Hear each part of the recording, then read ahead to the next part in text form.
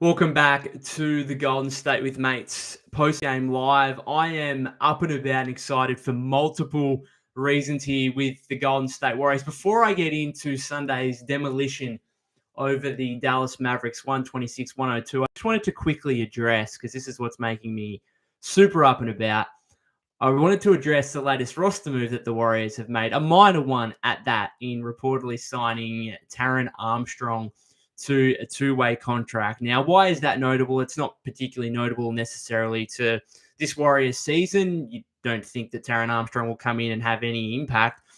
But for me personally, I've always wanted to have an Australian on this Warrior roster since the departure of Andrew Bogut, who obviously a big part of the championship team in 2015, came back for that 2019 playoff run.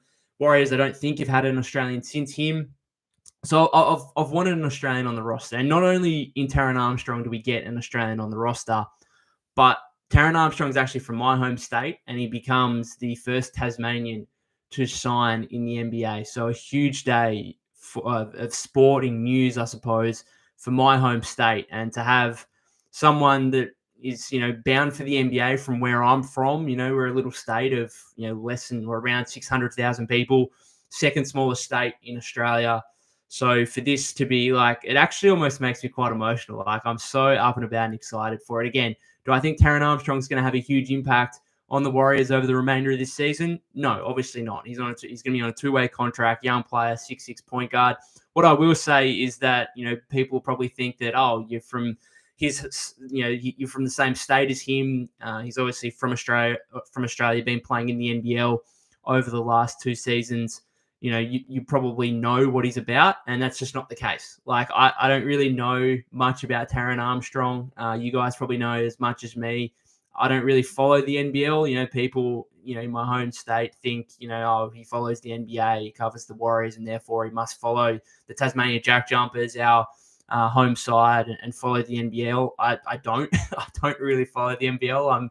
I'm an NBA guy, obviously, first and foremost. So if you guys ask me any questions about Taran Armstrong, I probably won't be able to answer them too well. For what I know, 6'6" point guard, kind of feels like that classic Australian guy that we're kind of developing in terms of like your Dante Exum, Josh Giddey's, like really tall, lengthy point guards with usually have great vision, great passing and playmaking ability, but scoring wise needs a little bit of polish. So that's probably what I would kind of classify Taran Armstrong as, just based basically on the little bit that I've seen and from some of the draft scouting stuff.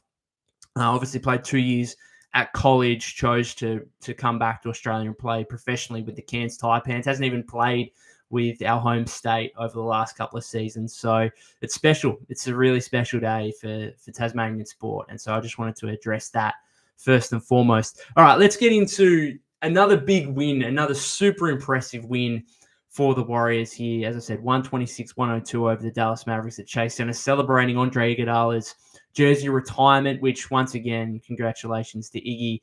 Such a huge part of the Warriors dynasty, which is now starting to show signs of life again after so much disappointment. And I mean, you can't overstate how much impact Jimmy Butler is having right now, but just the way this team is connected, the way that everyone, it's the same as, it's basically, I could rinse and repeat what I said after Friday's game against the Kings. Like, everyone is playing so well right now, and there's like no negatives. There is like playing beautifully on offense, beautifully on defense.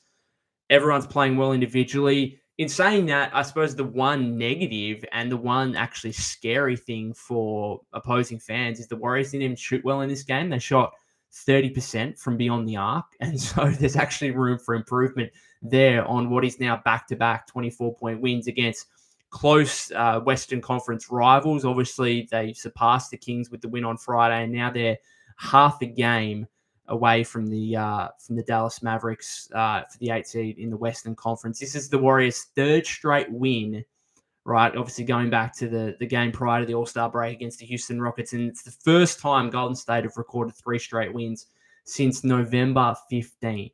Right, that's over 3 months. It's been a long time coming. Finally, this team is actually building some momentum, and again, everyone is playing well. It was the Steph Curry show kind of through the first 3 quarters, particularly in that third quarter. He had 16 points, 30 for the game. It was almost reminiscent of like prime Warriors, where Steph has like 30 and three quarters and then it's such a blowout victory that he doesn't have to play in the fourth. That's literally what it felt like. But, he wasn't the only positive, obviously. All five starters in double figures. Jimmy Butler's first game on his new home floor at Chase Center was once again hugely effective. Again, didn't have to do a whole lot from a scoring standpoint, but he doesn't have to right now. He took 9 shots. He was 5 of 9 from the floor. Again, just got to the free throw line relentlessly, had 18 points, playmaking for others. And I think that's the biggest thing since this Jimmy Butler trade is the fact that true superstars make their teammates better. And that's what Jimmy Butler's doing right now. Brandon Podziemski, can't say enough about Brandon Podziemski's form right now. He's on absolute fire. 17 points, a career high, 13 rebounds. His first double-double of the season was a plus 30 in 30 minutes. Man, he's just playing so confident. He's playing so confidently right now. And so, too, is Moses Moody, who had another 14 points, 4 rebounds. Only shot 1 of 4 from three-point range, but still had a huge impact on this game. Draymond's doing what he's doing now. I think if we're to kind of pump the brakes a little bit on this, my one concern moving forward is that, they're starting Draymond center, and I think they will be exploited at times by teams that, can try and overpower them inside. But coming up against this Mavericks team without Anthony Davis, without Daniel Gafford, without Derek Lively II, it was actually the Warriors who were just able to beat up the Mavericks on the inside. Of course, they got, 126 points on the board by only shooting 30% from three. And how many free throws did they end up taking in this game? Just checking. They went 20 of 23 from the free throw line. That's the other thing about Butler is not only are the Warriors now like getting to the free throw line a lot, they're actually making their free throws because Butler went another 8 of 8 in this game. So, man, it's hard to contain the excitement. It's really hard. This is the best I've felt about the Warriors for, I don't know, a long, long time. Because even like 12-3 at the start of the season, that was all like strength in numbers, all the depth pieces working really well. This feels far more sustainable because you've got a second legitimate superstar player in there and he's making everyone else better around him. And I think that's the true value that's lying in Jimmy Butler right now. All right, just to get to your guys' comments here. Sorry for the wait. Thendek says this was a really good trade. If we went for KD, Kuminga and a couple of picks would have been gone. Yeah, I've said it before. I think that KD might have actually done the Warriors a favor by rejecting a move back to Golden State. Again, they would have had to give up Wiggins and Kuminga and probably still Schroeder, obviously, to get the salary working there and multiple future first-round picks. Instead, now you get Jimmy Butler. You keep Kuminga, who a bit more of a positive update from Steve Kerr revealing that Kuminga scrimmaged on Saturday, so he's back kind of in full practice. He's expected to still miss Tuesday's game against the Charlotte Hornets before the Warriors are on a 5-game road trip, and you'd expect him to return at some point throughout that. So you'd imagine Jonathan Kuminga will be back in the lineup in the next week or so for sure. So looking forward to that. But again, I think KD might have done the Warriors a favor in rejecting that trade. Robbie says Jimmy revived this team. Absolutely, he's rejuvenated the Warriors in a way that I didn't think was possible to this extent. I thought once they traded for Jimmy Butler, yeah, sure, they'll be a better team. But this is night and day. This is like the feeling around this team is just, and you can just feel it everywhere. Like it just, one thing that really stood out to me was that fourth quarter play where Jimmy they made a defensive play. Jimmy got down transition and hit Pods for the corner three, and Pods, full of confidence, just drilled it. And then Pods, and Jimmy, they seemed to have a great chemistry. Pods was, big smile on his face, jumping on Jimmy's back. And I just thought, man, the chemistry already in 6 games with Jimmy Butler is at a level that, again, I could have never expected. So, wow, that's all I could say. Wow. Knox says we really should have been 6-0. Yeah, that was the one poor game against Dallas in Dallas just before the All-Star break. But in credit to them, they responded the following night in Houston and got the win to kind of revive the momentum going into the All-Star break. And they've now since picked up from where they left off with 2 massive, easy victories over the Sacramento Kings and Dallas Mavericks. Again, like Steph went for 30 and 3/4, but wasn't required in the fourth quarter. Jimmy's just doing what Jimmy does without having to overexert himself and go for any huge, he's just giving you 20 every night, basically 20 and 5 rebounds, 5 or 6 assists. And I think you can look at Wiggins and say, oh, well, Wiggins gave you 17, 18 points every night, but not in this way, not relentlessly getting to the free throw line, not putting the pressure on the defense like this, not making, I think, again, crucially, not making others better like Jimmy is right now. Again, no shade to Wiggs. We love him, but man, it's, any kind of disappointment or frustration or emotion, I suppose, sad emotion from having to trade Andrew Wiggins before the deadline, that's kind of disappeared now. It really has, because of how well this trade has worked out so far. Mr. Level says, team looks good. Valet says, my guy. Mr. Level, Armstrong might be a gem. Giddy shouting him out on social, saying he's the real deal.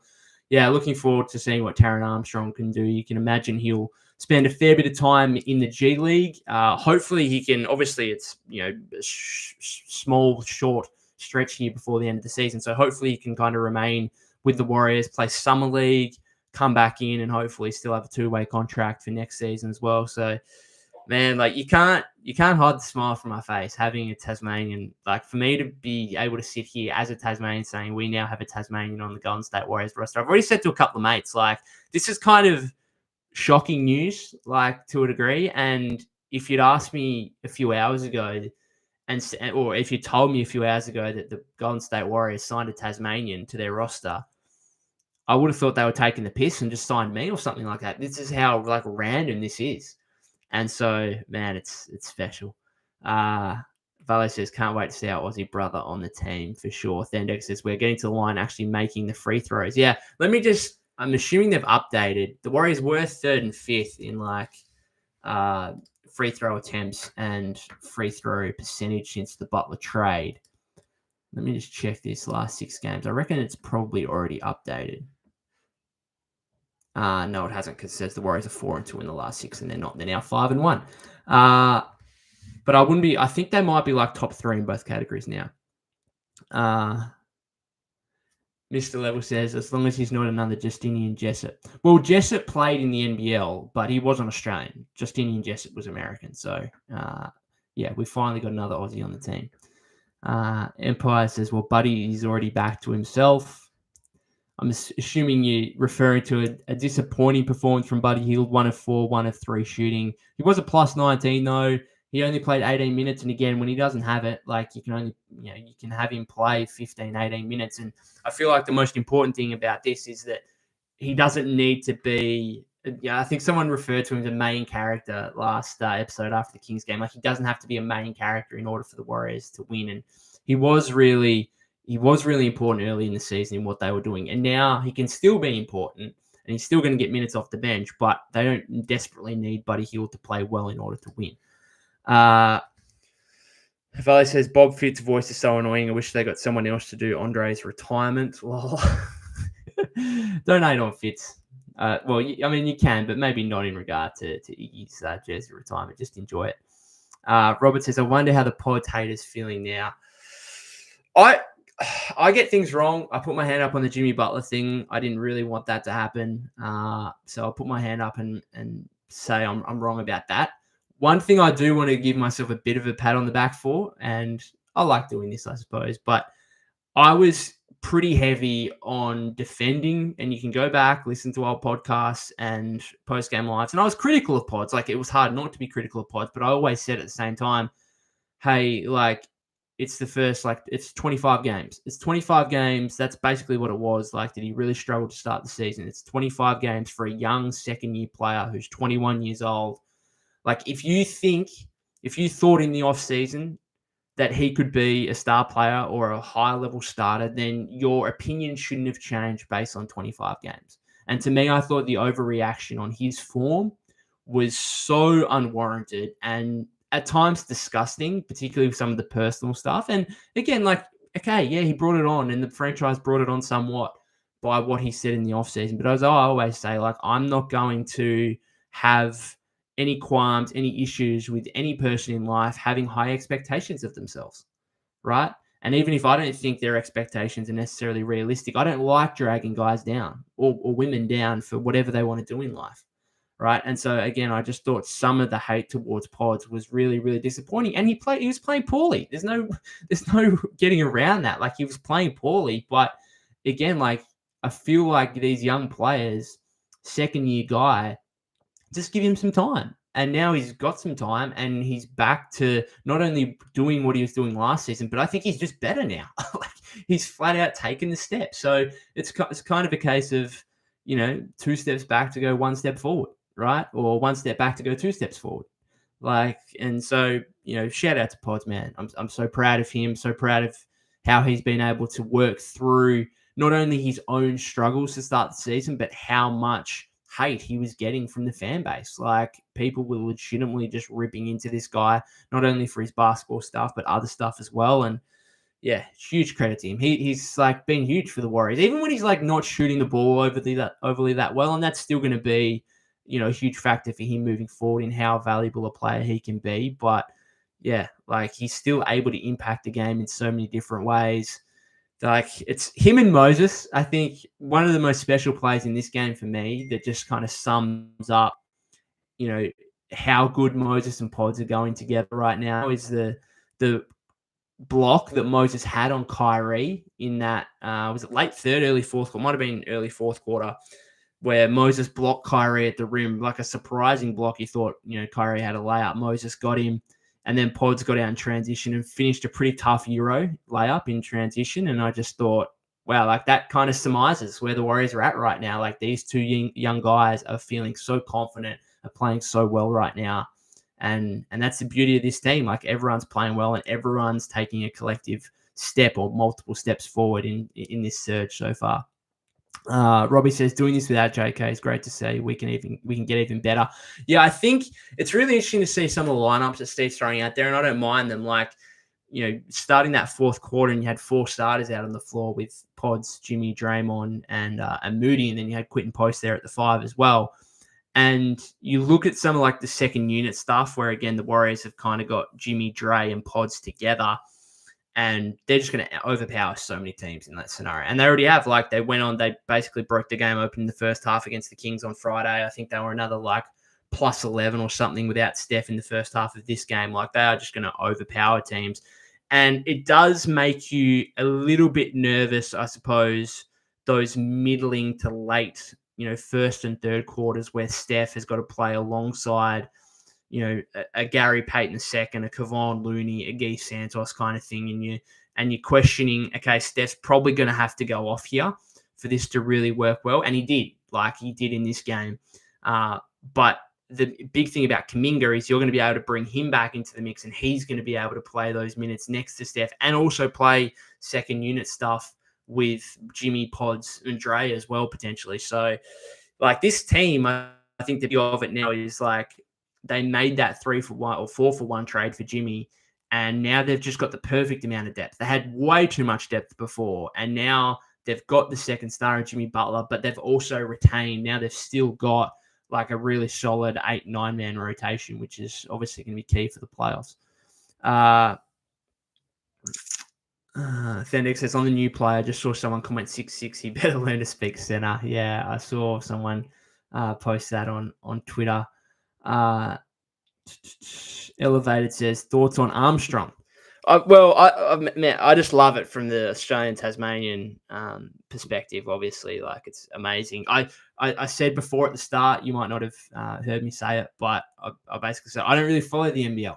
I don't really follow many of the Australian guys unless they're in the NBA, obviously. So, or obviously playing on the national team. So, my thoughts on Taran Armstrong are as much as you. I kind of refer to him as he's this kind of classic Australian modern day player, like a Josh Giddey, like a Dante X, and maybe even like a Ben Simmons to a degree, where, those guys grow up playing kind of point guard, ball handling, playmaking, and therefore come to the NBA and have elite vision, elite playmaking and stuff like that. Maybe lack the scoring and the shooting perspectives, and that's probably something that he's going to have to work on. If you look at his numbers, this is Taran Armstrong in terms of college basketball. He was under 31% from 3 in both his college years. I think 44% from the field or something like that. With the Taipans in the NBL this season, he averaged 17.1 points, I think 4.7 rebounds, 4.6 assists. So really like good all-around player. Obviously, was one of the finalists for the Next Generation Award, which is an award given out to the best under 25 prospects in the NBL. So he was a finalist, final three for that. So I feel like he's kind of the giddy Dante Exum mold of, long, tall point guards who use their height to be, have great vision, passing and playmaking. And I think if he's to have a future with the Warriors, like the fact that he is, obviously got that length and therefore that passing vision, that playmaking ability, that should allow him to fit fairly well into the Warriors system, because we know how much, the ball and motion offense, that Steve likes to run, that should kind of fit into Taran Armstrong. So I'm trying to give you as much detail as I can, but again, in some cases like this, like your guess is as good as mine, with a player who's not particularly known that much. Again, known over here in Australia, but I actually don't really follow the NBL. Like I'm an NBA guy first and foremost. Robbie says, happy we finally won 3 in a row. Robert says, kind of sad for Klay. Mavs championship ceiling is gone now.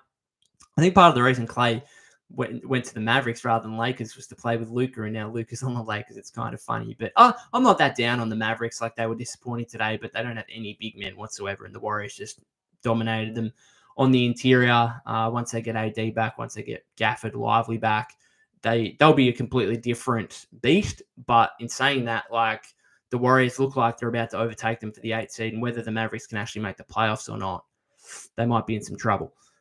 Fendex says, I think we can get to the 6th seed. Well, the Clippers are playing the Pacers right now, and the Pacers are up 16 late in the third quarter, so hopefully they can hold on, and the Warriors will really be pushing up here. Just having a look at the updated standings right now. The Warriors within half a game of a win over the Hornets on Tuesday, which you'd expect based on recent form. A win there, and the Warriors would go level with the Mavericks at 31-27. Timberwolves right now 31-26. The Clippers are 31-24. They could go to 31-25 if they lose this game. So, yeah, like the Warriors are closing in. They're closing in. They've still got some time here to be able to make it up. Did the Timberwolves play today? Just checking that. Yes, they play OKC. So hopefully the Thunder can get the job done there. Again, the Pacers up 16 on the Clippers. The Suns are also playing at the moment. Raptors up 6 on them. So hopefully Phoenix can lose as well. We're just looking. It's get to this point of the season where I'm kind of like looking around at all the scores and just hoping every Western Conference team loses. Pathetic says Pod's playing really well since he came back from his injury. Yeah, I keep saying, like, the kind of final 5 or 6 games before he got injured, he started to show some improvement, and he's really taken off since. Ryan says, big game from the Warriors. The game to head before the Knicks are completely winnable. If Clippers Wolves lose today, it's looking good. Yeah, the Warriors have got the Hornets on Tuesday, then start a 5-game road trip, starts in Orlando on Thursday, and then I think Charlotte again. So you play Charlotte 2 out of the next 3 games. You should pencil those in as 2 wins. And then it's New York and Brooklyn, right? So, and Philadelphia are in there as well. So, I mean, it's a 5-game road trip, sure, but 4 of the teams are under 500? Brooklyn, Charlotte, Philadelphia, and Orlando, are all below 500. So you'd actually think the Warriors probably should be going at least 4-1. 3-2 wouldn't be horrific, but 4-1 is probably what they should be going on the upcoming road trip. But of course, got the Hornets on Tuesday before that. Daily meditation says Ryan, calm down. The Warriors are beating bottom seeds. I mean, yeah, like they're gonna face tougher opposition, but their schedule over the remainder of the season is fairly easy as it is. And I think the biggest thing is, like, these 2 wins against the Kings and the Mavericks have been so dominant and come against 2 teams that are fighting for those playoff / play-in spots.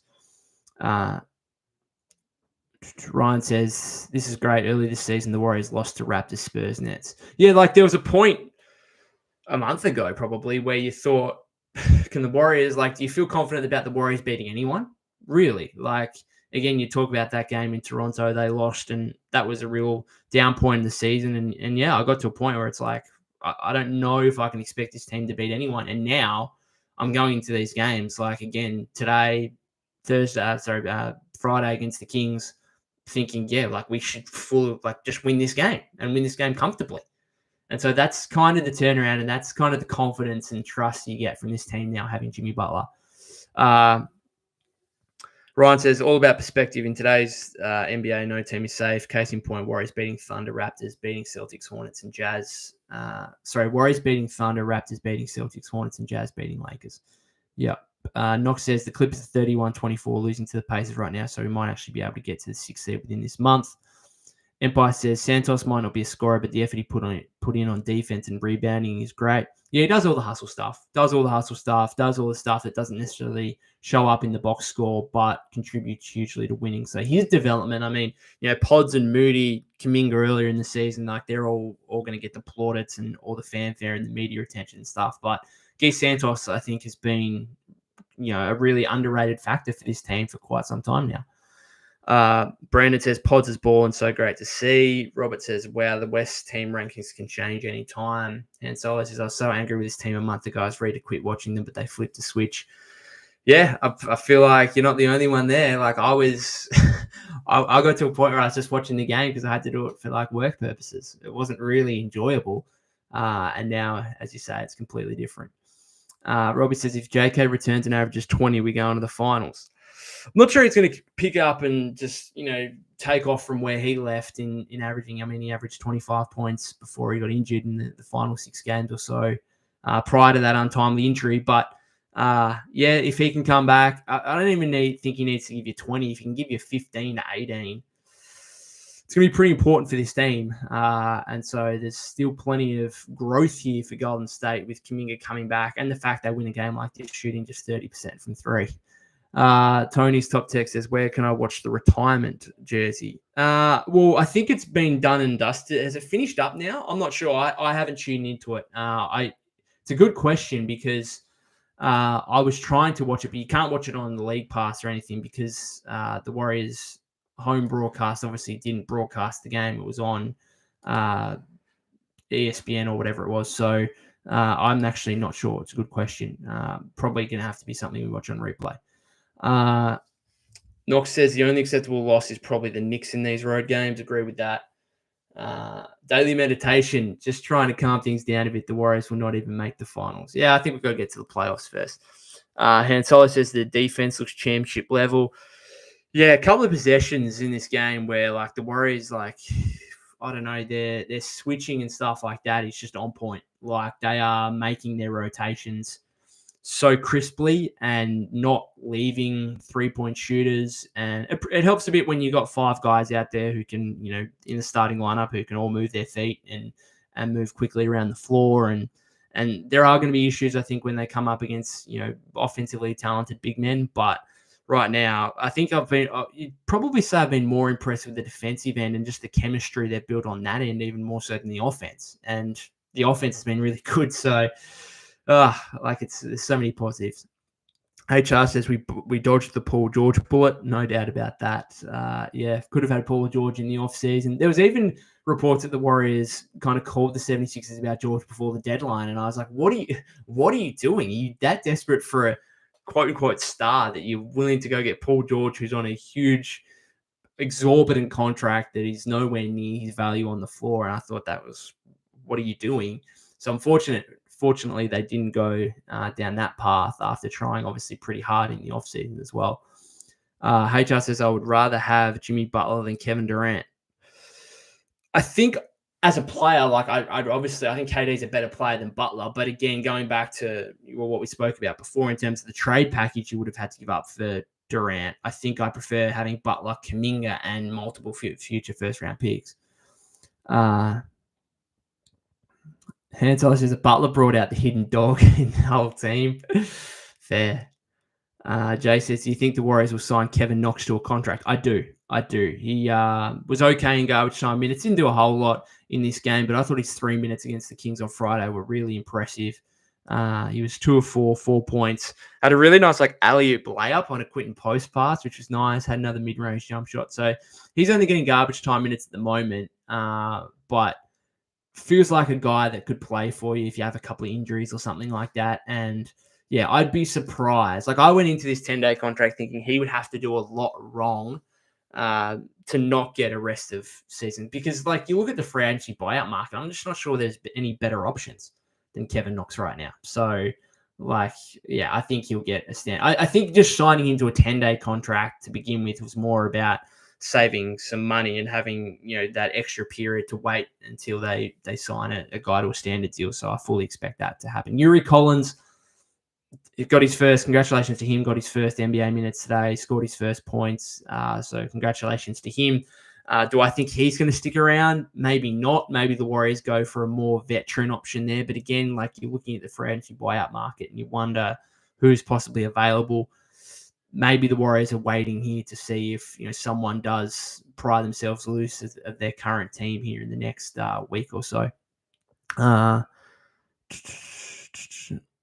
Zach says Warriors have a different energy after the Jimmy trade. It's refreshing. They're a joy to watch again. Finally, I think that's the biggest positive about the Butler trade is bringing some life and some excitement back to the Warriors. And I think that was the whole point before the trade deadline, is that I was always of the belief of, okay, yes, you might not be able to make a move that, lifts you straight up into championship contention. You might not be able to do that. But I think, NBA teams, NBA franchises, they do have I think there's a necessity to try and put the best possible lineups or best possible team on the floor, right, for fans to enjoy. Now, there are situations where obviously teams are tanking and you play the long game and basically say to fans, well, you know what, we're going to suck right now in order to be much better in the future. And I completely understand that. And I completely understand teams that are in tanking positions. But the Warriors have a 36-year-old Stephen Curry,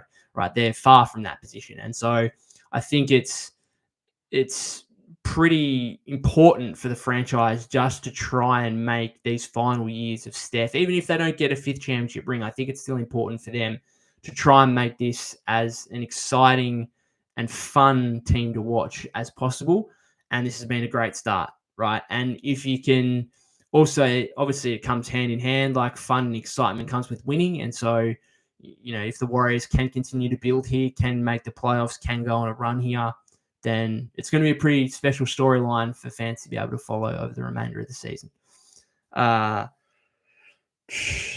says the only way the season can get better is if the Lakers keep falling. They had a good win in Denver yesterday, to be fair, so I'm not sure they're going to fall too much.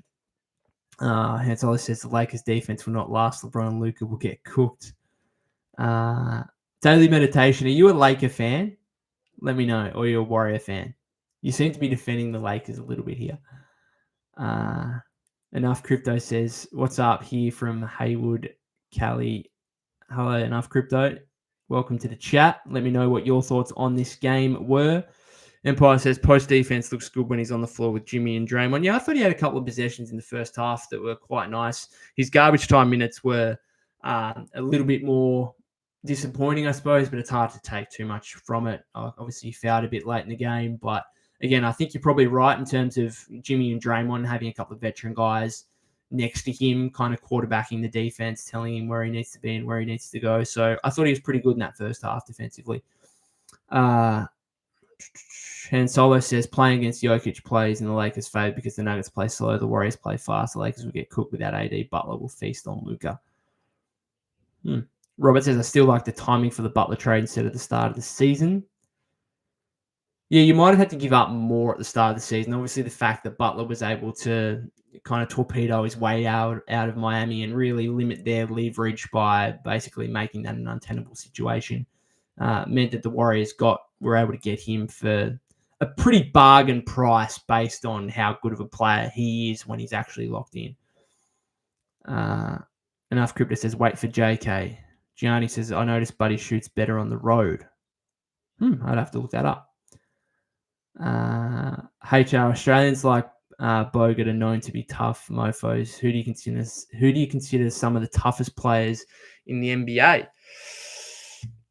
Warriors have got a couple of tough ones now with Jimmy and Draymond, obviously, and having those two guys, I think they just really bring a physical presence to the game that can be intimidating for opposing fans. There's not really I don't know, tough. I suppose if we're bringing an Australian element to it, I think he's not Australian, but he's Kiwi, New Zealander, Stephen Adams would probably be up there. Trying to think of some the real bruising old school big men. I feel like that's you get the label tough there, maybe like a Jonas Valanciunas type. But yeah, it's probably the NBA is obviously not in a position where it probably was 80s, 90s kind of thing where you're allowed to be tough in some of the stuff you're able to do on the floor. It's obviously a lot less physical stuff goes on in today's NBA, and there's a lot more skill in today's NBA as well. Then next says Chase was actually loud today. Yeah, no surprise there. The combination of Iggy's jersey retirement, Klay coming back, Jimmy's first game at Chase was always going to make for a great environment. Muhammad says 25-0. Enough says I was a no on the Butler trade. Boy, was I wrong. Yep, I'm going to join you on that one. I was a no as well. Once the trade happened and once specifically the extension happened, I was kind of okay with it.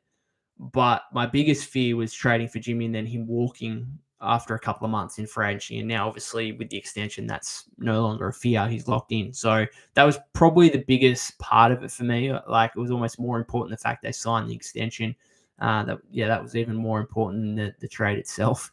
But since then, the trade has been and just helped the Warriors revive their season in a way that few thought possible. New Jersey says we just got to get a legit center and we can go all the way up. I'm not too sure about Poston. Looney got to go. He looks gassed out, tired. He's a one-dimensional player. I thought Loon was fine today. He's pretty big on the boards. It was kind of his type of game to a degree in terms of the Mavericks just being so small and therefore him being able to utilize his rebounding ability. What did he have? 7 points, 2 offensive rebounds. +8, he was fine. Loon's fine. I just, you don't want him necessarily playing heavy minutes. And Quentin Post, man, is he the most willing shooter in the NBA? If that dude gets a breath of space, he's putting it up. He put up 6 3-point attempts in 17 and a half minutes today. Went 2 of 6, 10 points, 6 rebounds, 3 assists. I'm really excited about Quentin Post because I think he can get a lot better. Thinking at the moment he's like this 12 to 15 minute bench player, but once his defense comes along, I'm excited for him. I think because I also think he's got some inside finishing touch. I think once he grows some confidence on the defensive end, he could actually become somewhat of a shot blocker for you. I think he's got some more tools there than just his 3-point shooting, which is already he's legitimately one of the best big men shooters in the league already. And the guy's played 20 games. He flat out is. The numbers prove it over the last month. He's the best 3-point shooting 7-footer in the league. He's got a higher percentage. I think Podziemski and Cat are second and third of guys that have actually played significant minutes in the last month, that is.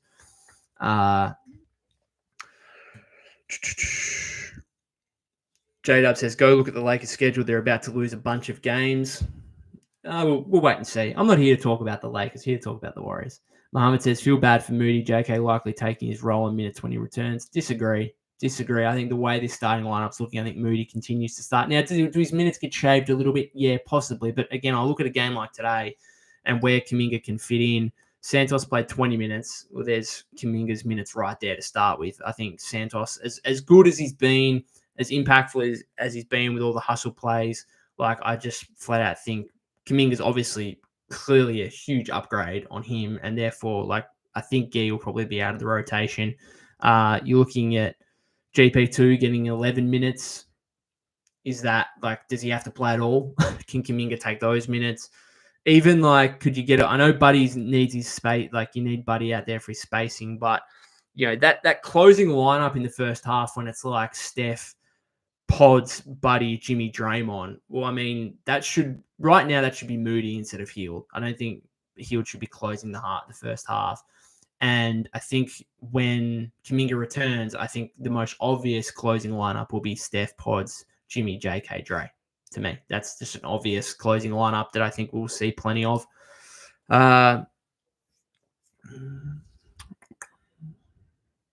Enough Crypto says we had no center other than Looney and won the chip. It's true in 2022. Steve says the latest two-way signing. What is your opinion? Can he get to the NBA? Yeah, spoken about Taran a little bit. So maybe watch the replay. Kind of started out speaking about him. But just quickly, again, for I think the third time I've mentioned, feels like he's a kind of prototypical Australian point guard, like a Josh Giddey, like a Dante Exum, where, tall, lengthy, gives him great passing vision, excellent ball handler and playmaker. Questionable outside shooting, which is probably going to be maybe the biggest determining factor on whether he can make it or not, but put up over 17 points, 4.5, 4.7 rebounds, 4.6 assists in the NBL this season. So put up big numbers. Again, the shooting efficiency is going to be important for him, but the Warriors, is he going to be maybe a little bit higher upside than Pat Spencer? We know Pat Spencer's on a two-way contract as well at the moment. Pat's 28.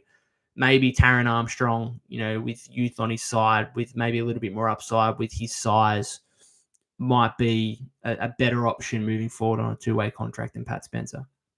Muhammad says, Clippers getting whooped by the Pacers. Thunder will cook the T-Wolves. Fifth seed, here we come. Jeez, we're thinking about the fifth seed. Wowzers. HR says, is TJD out of the rotation this season, or do you see a path back? I don't see a path back, unfortunately.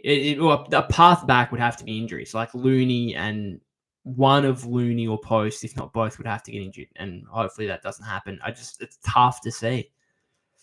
I don't know. I don't have too many qualms with TJD because he's like on such a low contract, and so if this guy just sticks around for the next couple of years and doesn't play a whole lot, like I think maybe a huge off season and he can bounce back next season. I think that's possible.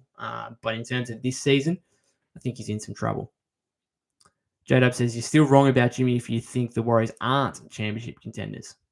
The way this team's playing right now, they are playing like one of the best teams in the NBA, and therefore maybe they are championship contenders. My one huge question mark, obviously, still, though, is the fact they remain the 9th seed in the Western Conference, right? And that they aren't going to get any higher than 6th, I don't think, and therefore they're going to have a pretty tough first-round matchup.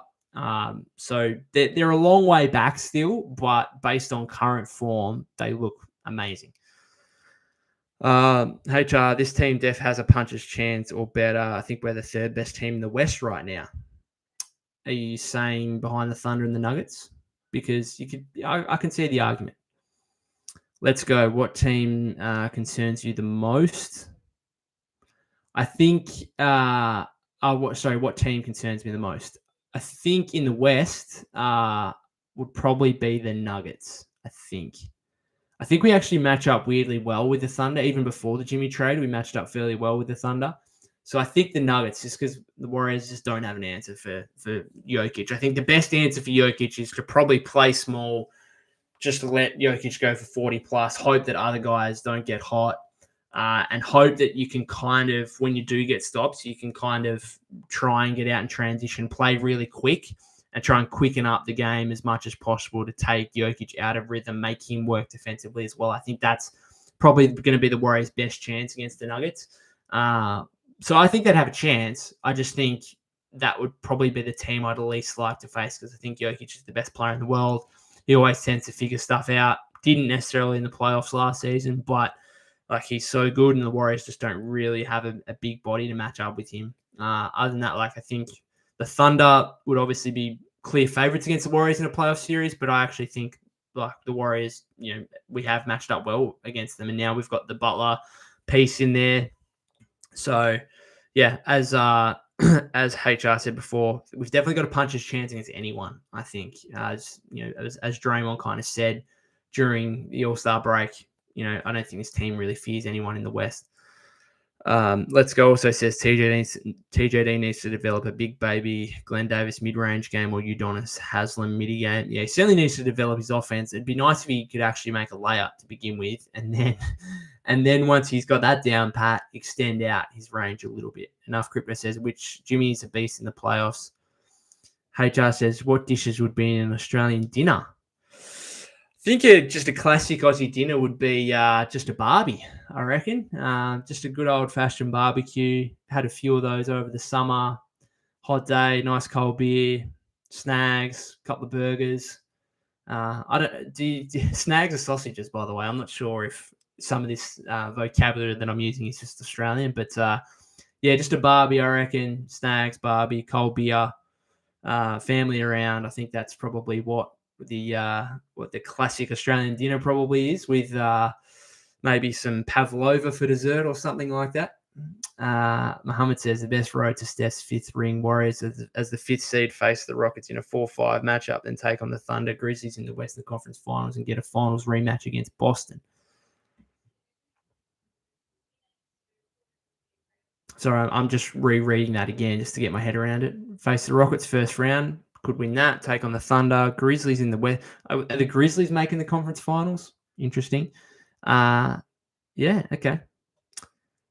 J-Dub says, I don't think the Nuggets with Westbrook are a solid team. We've seen Draymond give Joker problems. Yeah, I think we're a chance. I just, Draymond across a 7-game series, like, he's giving up so much size and weight to Jokic in that matchup. Anyway, guys, I'm going to head off. We've been talking for over 45 minutes. Much appreciated to those of you that have come into the chat and shared your thoughts, asked me questions. It's absolutely fantastic. Pacers are up 17 on the Clippers at the moment, so it looks like they will get a win, which is, again, more fantastic news for the Warriors. Really a great day for Golden State. You get a massive win over the Mavericks, who are obviously a direct rival in the standings. The Clippers losing. Phoenix are down 15 at halftime to Toronto, so they continue to struggle. Hopefully the Timberwolves can lose today. For me, the Warriors just signed a guy from my home state, which, again, it's just shocking, unbelievable, but makes me incredibly excited. So great day to be a Warrior fan. Again, let's hope it continues, maybe with the Thunder beating the Timberwolves here in a couple of days. Couple of hours. Muhammad says the Lakers have the refs on their side. Want to stay away from them in postseason. All right, we'll finish it up there. Again, thanks again, guys. Thanks to those of you that are watching on replay or via podcast, your podcast feed. The Warriors face the Hornets on Tuesday. Should be a comfortable enough Warrior victory. If this team is serious, which I think they now are, then they shouldn't have any issues with the Hornets, even though they just beat the Lakers in LA coming off the All-Star break. If you haven't subscribed to the YouTube channel already, guys, that'd be greatly appreciated. You can follow me at POK252. That's POK252 on X/Twitter. It's also my birthday tomorrow, so looking forward to that one, but more so looking forward to the Warriors game on Tuesday, really. And yeah, we'll finish it up there. Thanks again.